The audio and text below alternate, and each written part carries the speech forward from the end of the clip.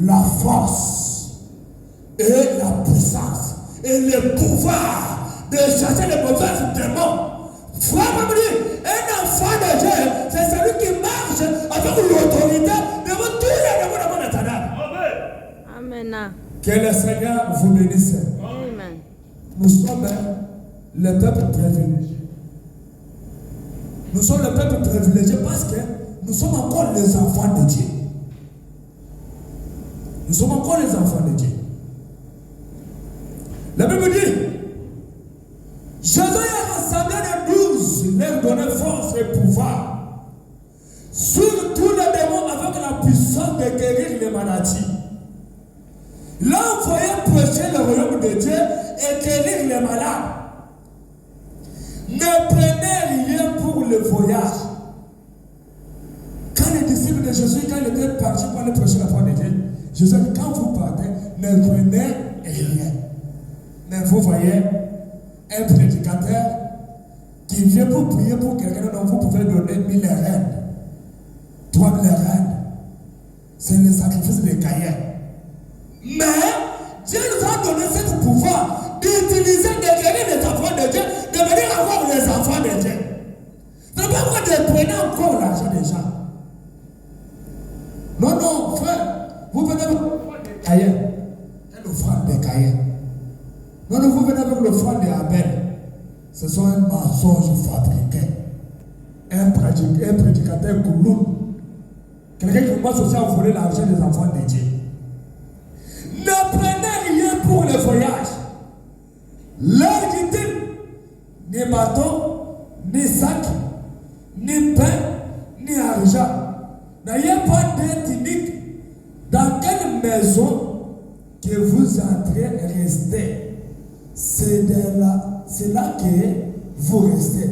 Quand dans cette maison-là, si les gens ne vous reçoivent pas, sortez de cette ville, secouez la poussière de vos pieds et témoignage contre et il partira et aller d'un village à village. La Bible dit, quand Dieu avait commissionné les disciples, il avait dit, quand vous allez dans une maison, si vous restez là-bas, si on peut vous donner même un gobelet d'eau, si vous sortez dans cette maison-là, vous pouvez bénir cette maison-là. Mais quand vous entrez dans une maison, vous voyez les gens ne vous reçoivent pas, vous pouvez secouer le poussière de votre pas et vous sortez dans la maison-là. C'est pourquoi, tout le temps, même quand vous voyez un prédicateur, soit un serviteur de Dieu qui peut venir même chez toi, cherchez même un gobelet d'eau, donne-lui. Ne laisse pas partir comme ça. Parce qu'il peut même laisser la bénédiction à la maison. Même si vous voyez un prédicateur qui vient chez toi à la maison, ce n'est pas moi votre pasteur, même un autre prédicateur, il peut venir chez toi à la maison, chercher même un petit gobelet d'eau, donne-lui. Quand il parle comme ça, il peut dire, papa et maman, que les Seigneur vous bénisse. Ça, c'est la bénédiction de l'homme de Dieu. Cherchez même un petit lot gobelet, donne-lui. Quand il va sortir de cette maison-là, il peut dire, maman Monique, que le Seigneur vous bénisse. C'est ça le secret des bénédictions aujourd'hui. Si vous voulez voir la grandeur de Dieu, observez ces choses. Tout le temps, quand je prêche la parole de Dieu, je connais la grandeur de Dieu de William Branham. Le Dieu de Branham, c'est un Dieu mystique. Le Dieu qui peut même confondre les magiciens, même les féticheurs de ce monde. Nous ne croyons pas le Dieu imaginaire, mais nous croyons le Dieu de la Bible. C'est pourquoi la Bible dit, si un prédicateur vient chez toi, cherchez même un gobelet d'eau, donne-lui. Vous pouvez gagner la bénédiction. Quand Frère Branham commence aussi à témoigner l'histoire des frères John Charit, il était toujours le croyant dans l'église des frères Branham. Mais il avait reçu la bénédiction à travers un missionnaire. Ce n'est pas dans la main des frères Branham, mais c'est à travers un prédicateur visiteur. Quand ce prédicateur visiteur était venu chez frère Branham, Branham a dit non, non, frère John Charit, vous pouvez prendre ce prédicateur ici, il peut dormir chez toi. Frère John Charit avait pris le prédicateur et dormi chez frère John Charit. À la fin, C'est prêtrise là, non, appelez ta femme, je vais prier pour vous. Frère me dit, chaque église locale, il peut instruire ces choses devant ses croyants pour que les croyants sachent Jésus. Ce n'est pas qu'un prédicateur, non, vous pouvez me donner toujours moi l'argent parce que moi je suis votre pasteur. Donc si vous voyez un prédicateur là, c'était quelqu'un qui a avec la haine dans son cœur. Quelqu'un qui n'aime pas parler par d'autres personnes. Bon, les 11, verset 1. Hébreux chapitre 11, verset 1. La Bible dit, or la foi est une ferme assurance. La foi est une ferme assurance. La foi ne bougerait pas. La foi reste toujours tranquille. Même si les problèmes sont très hautes, que ce soit la montagne est très haute, que ce soit les maladies, mais la foi reste tranquille. C'est pourquoi la Bible dit, or la foi est une ferme assurance des choses qu'on espère, une démonstration de ce qu'on ne voit pas. Amen. Pour l'avoir possédé, les anciens ont obtenu un témoignage favorable. Les anciens ont obtenu un témoignage favorable. C'est par la foi que nous reconnaissons que l'univers a été formé par la parole de Dieu. En sorte que ce qui ne voit pas était fait des choses invisibles. C'est par la foi qu'Abel offrit à Dieu un sacrifice plus excellent que celui de Caïn. C'est par elle qu'il fut déclaré juste. Dieu a pourvu ses offrandes. C'est par elle qu'il parle encore, quoique mort. C'est par la foi qu'Enoch fut enlevé. C'est par la foi que le monde a été formé. C'est par la foi que Dieu a créé la terre. C'est par la foi que Dieu a créé tous les gens qui se trouvent aujourd'hui sur toute la terre. C'est par la foi que Dieu a créé la montagne. C'est par la foi que Dieu a créé toutes les choses qui se trouvent aujourd'hui sur la terre. Dieu a créé tout, c'est par la foi. C'est pourquoi la Bible dit, la foi, c'est une ferme assurance. Vous n'avez pas l'argent, mais tu crois que tu dois avoir quoi? L'argent. Tu n'as pas la maison, mais tu crois que tu dois avoir quoi? La maison. Tu n'as pas le véhicule. Mais en vous, tu crois que moi, je vais acheter quoi? Le véhicule. C'est ça la foi. C'est une ferme assurance. Amen. Même les gens peuvent dire, frère, est-ce que tu as perdu la tête ou comment? Non, non. Parce que moi, j'ai la foi. Toutes choses qui se trouvent sur la terre, c'est Dieu qui arrive au travers quoi? Au travers la foi. C'est pourquoi la foi qui est en Dieu. Aujourd'hui, Dieu a placé cette foi dans mon cœur. Je crois. Peu importe l'état que j'ai en train de traverser, mais mon Dieu, il est capable de changer mon histoire. La Bible dit, or la foi est une ferme assurance.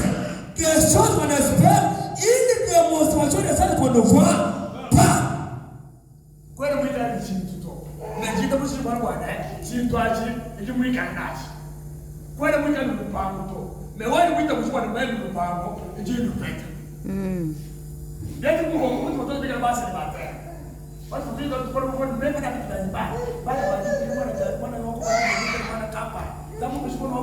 Mais vous pouvez jouer vous-même d'une là-bas. C'est ça la foi. C'est ça la foi. Nous trouvons le C'est la foi. Amen. C'est ça la foi. Or, la foi est une ferme assurance. Hein? Ce soir, la foi est une ferme assurance. C'est ça quelque chose que vous pouvez placer dans votre cœur. La foi, c'est une ferme assurance. Je vais lire le frère Branham. Je vais lire le frère Branham.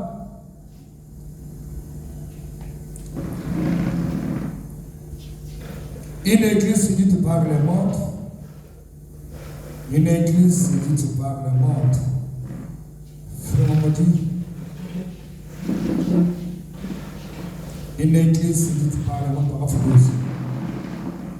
Il y a des mêmes pour l'église. Quand l'église suit chaque jour avec respect la conduite du Saint-Esprit, Dieu, il bénira cette église-là. Amen. Que le Seigneur vous bénisse. Amen. Frère, on me dit, si une église, il va suivre la conduite du Saint-Esprit, Branham me dit, Dieu disait, il bénira cette église-là. Amen. Les gens qui vont suivre la conduite du Saint-Esprit, ce n'est pas la conduite d'un pasteur. Hein? C'est pas que la conduite d'un pasteur. Non, non, la conduite de l'Esprit. Branham me dit, cette église-là, Dieu disait, il bénira cette église-là. Mais si une église refuse la conduite du Saint-Esprit, là, vous voyez, une église peut rester pauvre. La bénédiction aujourd'hui, c'est quoi? C'est le don du Saint-Esprit dans une église. Amen. C'est ça la bénédiction première, la bénédiction de Dieu. L'opération du Saint-Esprit. Là où il y a la puissance de Dieu, là où il y a la conduite de Dieu, là où il y a les prophéties et les parler à l'âme. C'est ça la bénédiction de Dieu qui est réservée dans une église locale. Mais si vous partez dans une église, vous ne voyez pas ces choses-là. Ça, ce n'est pas une église. Frère, on me dit, dans une église, il faut avoir 9 dons spirituels de l'esprit. Opérer dans cette église-là. Mais vous voyez dans une église, il y a toujours les notes. C'est un pasteur. À part pasteur, c'est fini. On passera à parler, on passera à dire non, non. Frère me dit, il est de même pour l'église. Quand l'église suivait chaque jour avec le respect la conduite du Saint-Esprit, Dieu la bénissait. Dieu bénit cette église-là avec des miracles, des signes, des prodiges, l'accompagner cette église-là pour manifester Christ vivant dans cette église. C'est ça la bénédiction de Dieu aujourd'hui. Ce n'est pas moi qui parle de ça, c'est Frère Maron qui est en train de parler. Dans une église séduite par le monde, paragraphe 12. Il est de même pour l'église. Quand l'église suivait chaque jour avec un respect, avec un respect, la conduite du Saint-Esprit, Dieu la bénissant, et des miracles, des signes, des prodiges l'accompagnaient. Mais lorsque elle a commencé à retenir de mauvaises fréquentations avec le monde, l'une des pires choses qu'il a faites, la première chose qu'il a faite, il s'est organisé et brisé la communion avec les autres croyants parce qu'il voit que les nations étaient organisées. Mais ce glorieux évangile n'est pas destiné à une tribu, soit dans toutes les langues, mais dans le peuple appelé de Dieu. C'est ça une église. C'est pourquoi dans cette église, nous devons suivre quoi? La conduite de l'esprit.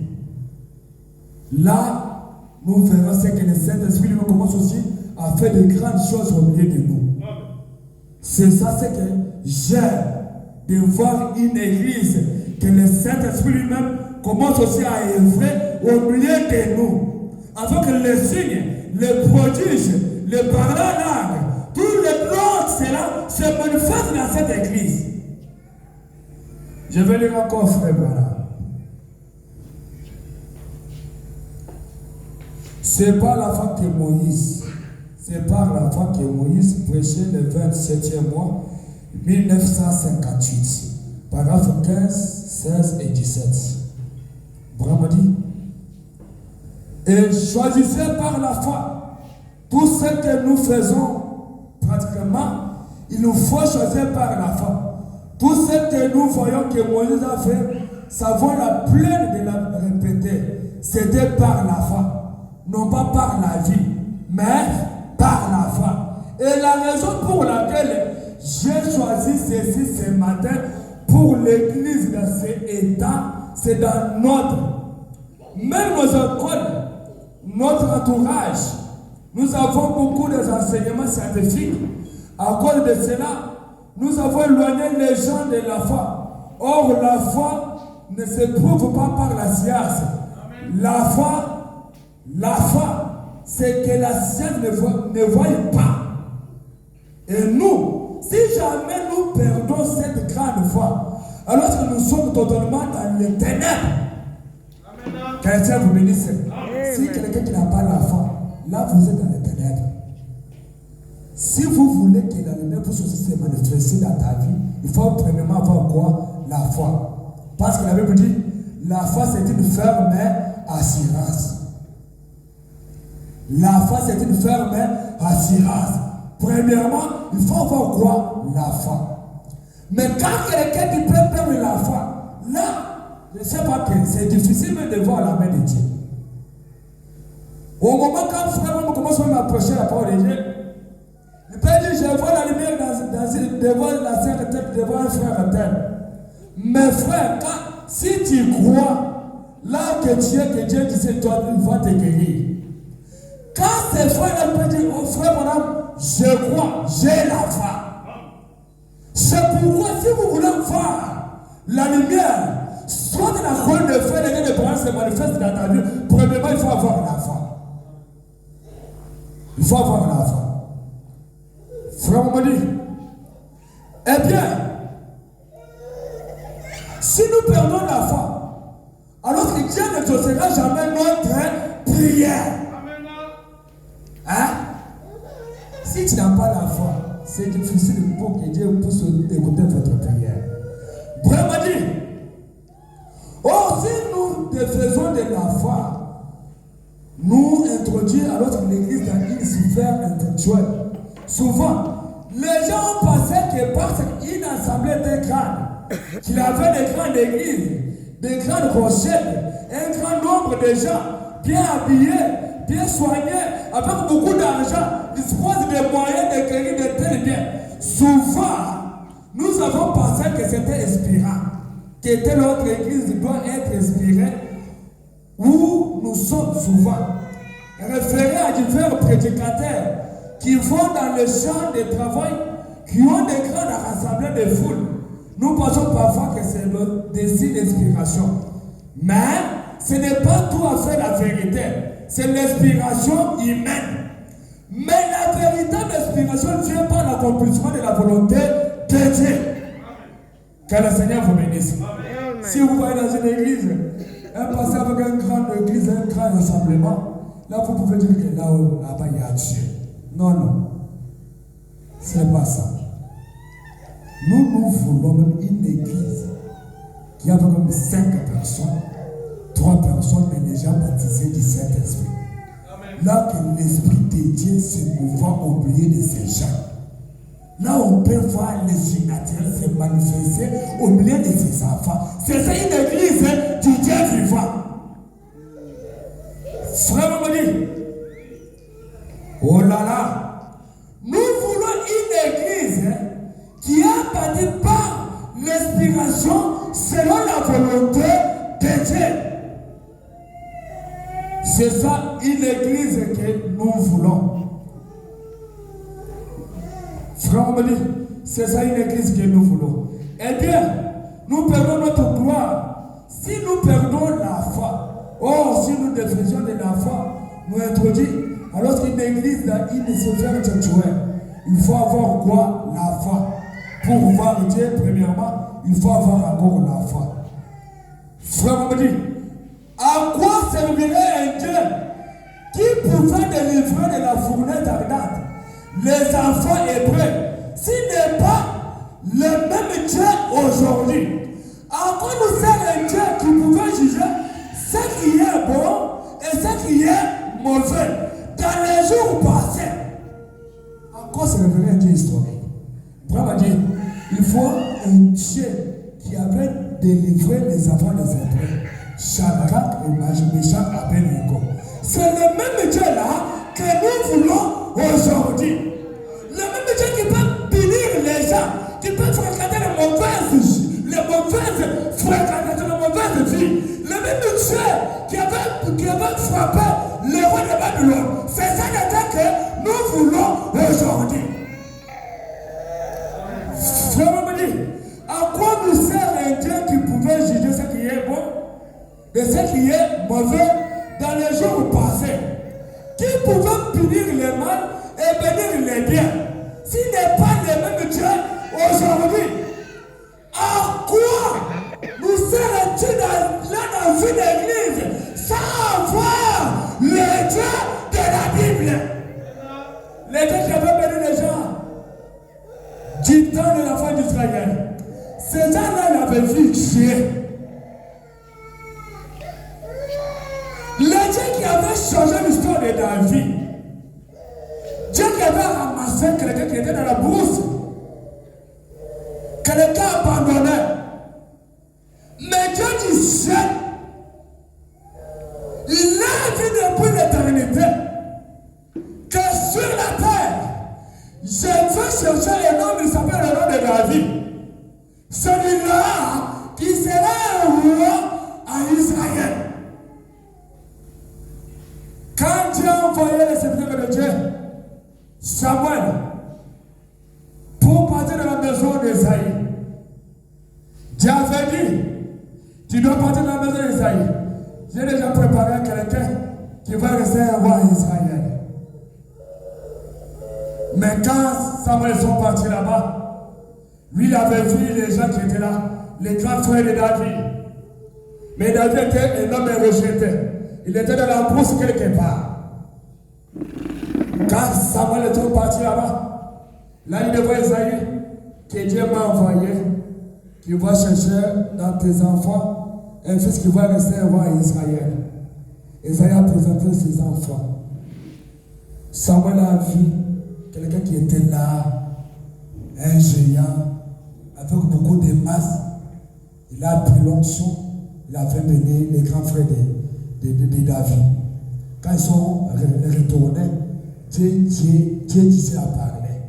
Mon serviteur, ce n'est pas celui-là que j'ai cherché qui va rester un roi Israël. C'est pourquoi, souvent, moi j'aime le Dieu qui parle. Hein? Le Dieu qui parle. J'ai connu un prédicateur comme moi. Hein? Un pasteur. Parce que tu parles le français. Tu connais bien lire la Bible. Là que Dieu venait un prédicateur. Hein? Dieu dit non, mon serviteur Samuel, qui doit retourner là-bas, ce n'est pas celui-là qui va rester un roi, mais j'ai déjà cherché un autre. Quand ils sont retournés là-bas, il a dit non. Esaïe, est-ce que dans tes enfants ici, il n'y a pas un autre enfant qui est resté? Oui, il y a quelqu'un, mais lui là, il est quelque part, il reste là-bas pour garder les brebis dans la forêt. Vous pouvez l'appeler. On a appelé David. Quand David sont arrivés là-bas, Samuel a béni David. C'est pourquoi le choix de Dieu, ce n'est pas notre choix. Le choix de Dieu dans ta vie, même votre famille ne connaît pas les secrets de Dieu. Même les amis, que vous pouvez travailler avec les amis ne connaissent pas les plans de Dieu. Ça, c'est un mystère caché. Même ta femme, il peut même manquer connaître le mystère caché de Dieu dans ta vie. Amen. Ça, c'était réservé pour Dieu lui-même. C'est pourquoi un enfant de Dieu, tout le temps quand tu marches, il faut toujours observer et regarder votre effet Christ Jésus. Pas celui-là qui connaît qu'il a déjà préparé depuis la façon du monde. Peut-être qu'il a déjà préparé en 2026. Ton 2025, nous et moi, je vais te bénir, je vais changer ton histoire. Mais, vraiment dit, vous pouvez voir quelqu'un qui est un pécheur le matin, vers 12h, nous avons déjà venu un enfant de Dieu. Mais toi, tu le regardes depuis le matin, non, celui-ci c'est un pécheur.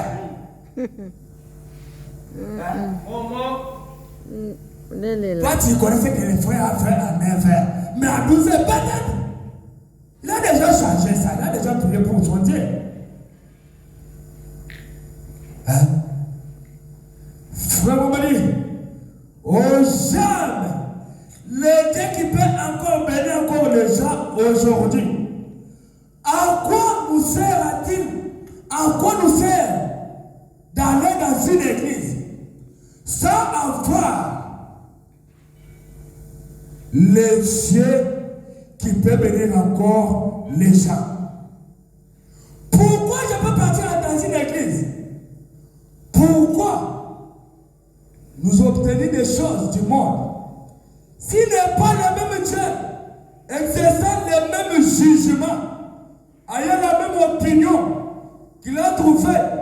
À quoi servir un Dieu qui pouvait toucher la main d'une femme qui avait une très forte fièvre et la fièvre s'arrête? À quoi serait-il ce Dieu-là qui peut encore guérir encore les gens aujourd'hui dans une église du Dieu vivant? Amen. Quelqu'un qui vient dans une église, s'il est malade, il va toujours retourner à la maison, toujours malade. Quelqu'un qui a un problème, s'il a un problème, il retourne encore à la maison avec le même problème là. Mais à l'église, tu viens pour faire quoi? Non, le mercredi, tu n'es dans mon canisa, on m'a dit 7h. Quand quelqu'un vient dans une église, c'est pour voir les créateurs de la chaîne de la terre, pour voir encore le Dieu d'Israël, pour voir encore le Dieu qui marche avec la colonne de feu, le Dieu qui a dit, où est le Dieu d'Élie? C'est ça le Dieu que nous voulons aujourd'hui, le Dieu qui marche avec le feu de la Pentecôte, le même Dieu qui a fait manifester sa gloire devant les enfants d'Israël. C'est ça le Dieu que je sers. Oh, j'aime frère Branham. Branham a dit, à quoi servir un Dieu historique? À quoi servir un Dieu qui pouvait toucher la main d'une femme qui avait une très forte fièvre et la fièvre s'arrête? S'il n'est pas le même Dieu aujourd'hui, à quoi servira un Dieu qui pouvait faire sortir son ami de la tombe, mort depuis 4 jours? S'il n'est pas le même Dieu aujourd'hui, quelqu'un qui était mort pendant 4 jours, mais quand Christ Jésus, il était là, la mort, Jésus c'était la mort, il avait donné la vie à son ami Lazare. C'est ça le Dieu que nous voulons. Amen. Frère Branham dit, à quoi de servir un Dieu historique? Le Dieu qui avait sorti son ami dans la tombe mort depuis 4 jours, s'il n'est pas le même Dieu aujourd'hui, c'est par la foi que nous croyons ces choses. Ce soir, c'est par la foi. Si tu crois le même Dieu qui avait sorti Lazare de la tombe, c'est le même Dieu qui peut me sortir de la souffrance. Ce soir, mon Dieu est capable de changer votre situation. Ce soir, mon Dieu qui m'a commissionné, il est capable de changer votre histoire. Ce soir, mon Dieu, il est toujours capable de se mouvoir auprès de nous. Amen. À quoi servir un Dieu historique? Le Dieu qui avait changé l'histoire de John Charlie. Où est ce Dieu-là? Où est ce Dieu-là? Où est ce Dieu-là? Où est ce Dieu-là? Où est ce Dieu-là? À cause de la historique, s'il est là même hier, où est l'église? À quoi de partir dans une église? Frère, toi c'est trop. Vous voyez quelqu'un, vous partez dans une église, depuis les premières jusqu'à les 30. Pas de solution. Arrête de partir. Il faut chercher des gens d'église. C'est inutile de partir dans une église. Tu ne viens pas à l'église pour voir parce que quand on part là-bas, on va chanter les cantiques. On va danser là-bas. On va jubiler. Après, on va retourner à la maison. Non! Mais quand tu viens à l'église, c'est pour voir les gens d'église. Où est ce Dieu-là? Où est le Dieu d'église? Devant 400 portes de débat. Où est ce Dieu-là? Où est ce Dieu-là? Le Dieu d'église. Moi, j'ai besoin de voir le Dieu d'église. Ce soir, le Dieu de la commission, il est toujours vivant. Amen. Vous l'êtes là. Je ne prêche pas un Dieu historique. Si c'est toi le Dieu de la Bible, ce soir, dans cette Bible, donnez encore leur religion. Ce soir, donnez la Bible, donnez tes enfants. Ce soir, donnez de l'enfance au milieu de tes enfants. Ce soir, marche avant le loup, que tes enfants touchent encore la charnelle. Si c'est toi, ce soir, sors encore. Ce soir, bénis encore. Ce soir, bénis encore. Ce soir, que ta puissance soit de l'histoire. Ce soir, je libère tes enfants. Ce soir, je bénis encore tes enfants. Ce soir, je donne la solution. Ce soir, toi, l'âge de la commission. Souviens-toi de ce que tu m'as dit. À quoi de partir dans une église? C'est pour voir quoi les dieux d'église. Si c'est toi, les dieux qui avaient marché avec William Branham, en tant que mon prophète, ce soir, toi, les dieux de Branham, sors de l'histoire, marche au milieu de tes enfants. C'est ça les dieux que nous voulons. C'est ça les dieux que nous voulons. Frère, nous croyons tout, c'est par la foi. C'est pourquoi ce soir, la foi ne bouge pas. Elle reste tranquille. Vous aurez la grandeur de mon Dieu. Ce soir, prenez la foi. Frère, la foi, c'est la clé d'ouvrir la porte. C'est pourquoi je te donne la foi. Par la foi, tu dois ouvrir chaque porte. Par la foi, ce soir, ouvrir chaque porte. Après ça, parce que mon Dieu, il est capable. Amen. Prends la clé. Amen. Prends la clé. Prends la clé. Prends la clé. Vous pouvez ouvrir chaque porte. Prends la clé. Oh, frère, moi me dit, nous croyons. C'est tout ça, c'est pas par la foi. Hein? Nous croyons que tout ça, c'est par la foi. J'aime frère Branham. Je vais lire ça, je vais terminer la prédication. Frère Moumedi. Oh, j'aime William Branham. Vous ne pouvez pas bénir ce que Dieu a maudit. Non plus. Que les dieux puissent maudire ce que Dieu a déjà. Si vous voyez quelqu'un qui peut te maudire, tu vas dire, frère, moi je suis béni depuis l'éternité. Amen. Toi, qui est-il les grandes montagnes? Qui est-il les grandes montagnes? Pour me défier. Mais moi, avec mes enfants, avec cette église, nous sommes bénis depuis l'éternité. Qui est-il? Toi, le pasteur Branham, pour maudire cette église. Cette église, c'est bâti par la révélation, c'est la volonté de Dieu. Qui est-il dans les grandes montagnes? Amen. Qui es-tu? Qui es-tu? Sans la commission, tu ne connais même pas la grandeur de Dieu. Qui es-tu? Qui es-tu? Branham dit, Tu es béni depuis l'éternité. Amen. Moi, j'aime quelqu'un qui peut marcher, les torses bombés, et dire que moi, je suis le fils du roi. Peu importe la maladie, peu importe la souffrance, peu importe les pauvretés, les moqueries, mais moi et ma maison, nous sommes toujours les fils du roi. Amen. Qui est Dieu?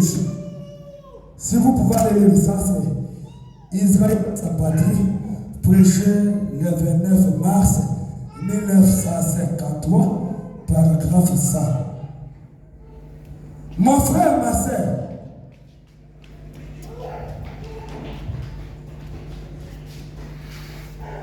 mon frère, ma soeur, si vous êtes placé à première, si vous placez à première dans chaque chose que vous faites, vous devez vous sortir. Placez Dieu premièrement.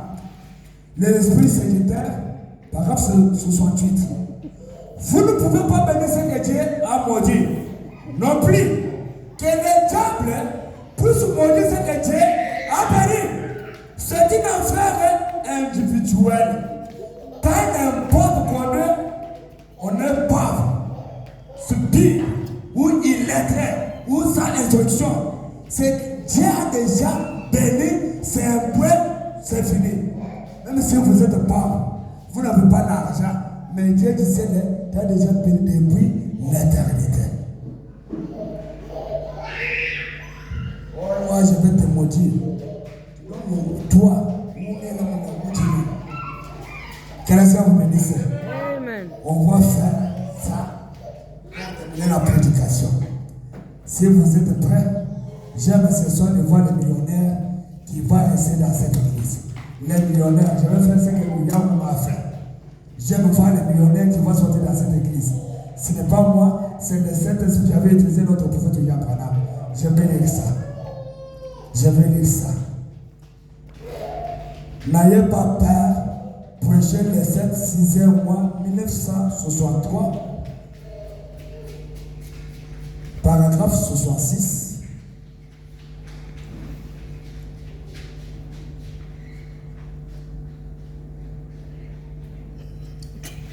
Et paragraphe 18. Frère Momodi, après nous être exprimés de tel que nous l'avons fait, je crois que le bonheur accompagne les chrétiens.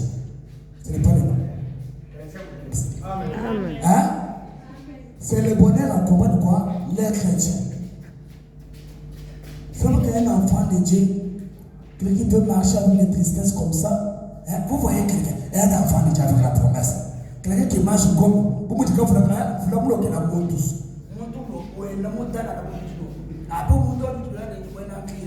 Frère, moi je vais te dire ça, il faut te t'embaucher. Voilà me dit, après être exprimé tel que nous l'avons fait, je crois que le bonheur accompagne les chrétiens. Je n'ai jamais été triste d'être un chrétien. Je suis toujours heureux d'être un chrétien. Que le Seigneur vous bénisse. Hein? Je suis toujours heureux d'être un chrétien. Je n'ai jamais été triste, frère Branham. Je n'ai jamais. Mais Branham l'avait perdu la femme, là. Il avait perdu les enfants. Il avait perdu même son parent, le frère Branham. Il avait perdu même son frère. Mais il était toujours heureux. Hein? Je n'ai jamais été triste d'être un chrétien. Je suis heureux d'être un chrétien. Frère, il est assis ce soir de la plupart des gens. Si seulement nous mettons nos mains sur la promesse de la Bible de Dieu, hein? Ce soir, prenez votre main. Si ce soir, de la plupart des gens, si seulement nous mettons nos mains sur les promesses de la Bible de Dieu, nous sommes plus de millionnaires de richesses et de grâce. Millionnaires. millionnaires. Si nous mettons nos mains vers la promesse de la Bible, nous venons quoi? Les millionnaires. C'est pourquoi ce soir, j'aime que dans cette église, que les millionnaires puissent aussi sortir. Les millionnaires, ce n'est pas les pauvres. Hein? Les millionnaires, ce n'est pas que des 100 000 rêves, ça, ce n'est pas l'argent. Ça, ce n'est pas l'argent. Ça, ce n'est pas l'argent. Les millionnaires, j'aime que ce soir, que dans cette église, quelqu'un qui sert pour aussi devenir millionnaire. Les gens qui vont soutenir cette église, les millionnaires, ce n'est pas des gens pauvres, mais les millionnaires. Amen. Ah, frère, où est-ce que je suis allé? Je vais vous dire ça. Frère, on me dit, je n'ai jamais été triste. Je suis heureux parce que je suis un chrétien. Je suis heureux parce que ce soir, je suis qui? Je suis un chrétien. C'est pourquoi ce soir, frère, on me dit, si seulement nous mettons nos mains sur les promesses de la Bible de Dieu, nous sommes plus que millionnaires des richesses de sa grâce. Ah, frère, nous croyons. Prends-le dit. Si nous mettons nos mains vers les promesses de la Bible de Dieu, nous verrons les millionnaires de sa grâce. Les millionnaires. C'est pourquoi ce soir, j'aime voir les gens que Dieu va bénir, les gens qui vont rester les millionnaires dans cette église. Pour ce soir, que Dieu te serve pour bénir. Amen.